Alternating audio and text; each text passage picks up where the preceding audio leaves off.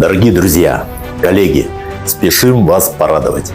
С 21 по 24 сентября текущего года традиционно на спортивной базе санатория Крымское взморье состоится 9-я спартакиада горняков и металлургов Кыргызстана. В этом году она посвящена 85-летию геологической службы Кыргызстана.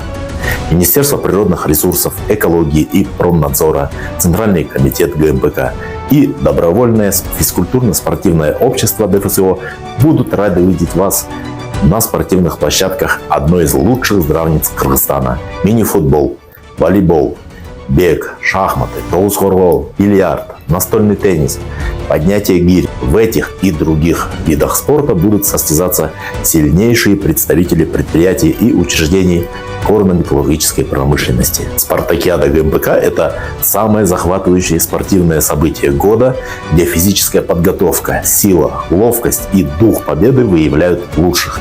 Но главной особенностью турнира является единство и солидарность трудящихся отрасли.